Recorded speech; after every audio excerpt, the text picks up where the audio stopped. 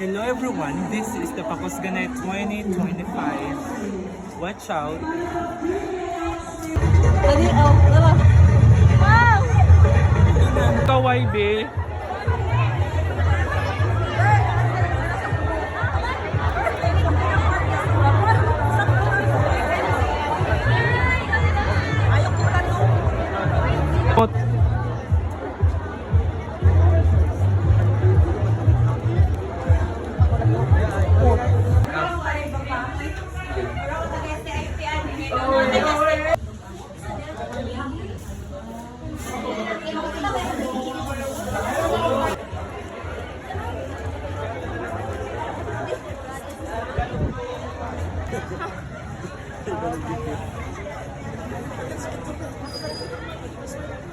Was sakit ang ng baklay ay.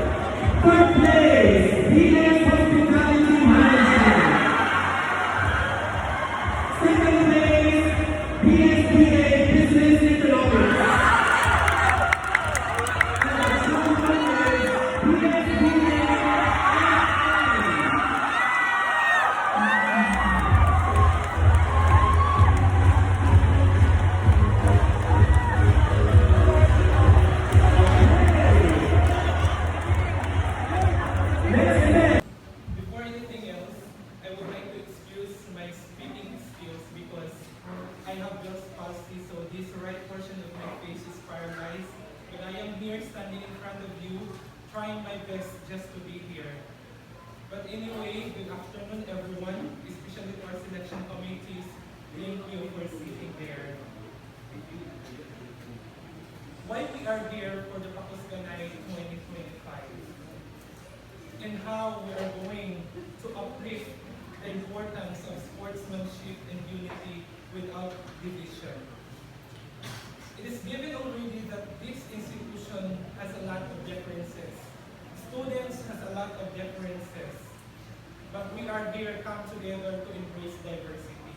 According to the theme of the Pakosganay 2025, which is embracing diversity, championing camaraderie, began competition, bonded by unity and harmony.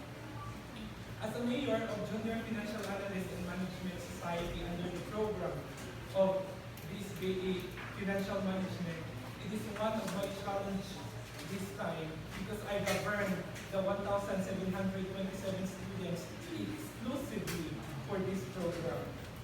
We have conducted trainings, we have conducted screenings, as well as practice. We put a lot of effort in order to be here. But more that, we implore the importance of these three qualities to our delegates. First is self-respect, second, self-discipline, and most importantly, morality and ethical practices. First, self-respect. Self-respect is in the sense that it is very important.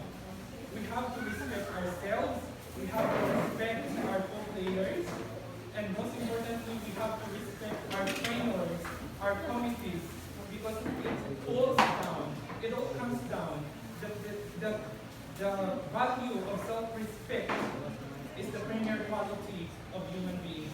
The second one is self-discipline. By having time management is an act of self-discipline. We come here to school just to practice without depriving our academic excellence.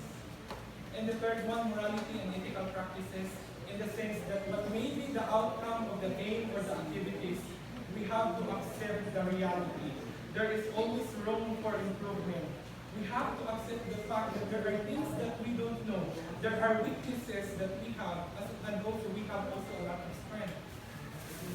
So that is why we have to improve that. And I think that these three qualities is very important to us in order for us to deprive division, in order for us to embrace unity. Before I end my speech here in front of you, let me give you this famous Latin quote, "Aegrito dum anima is," meaning there is hope as long as there is life without any judgment. Moreover, talent can win a game, but teamwork and intelligence win championship. And that is the most important thing that we embrace, because if we know how to embrace self-respect, self-discipline, morality, and ethical practices, therefore, we can truly achieve the benevolence of this institution beyond competition. Thank you.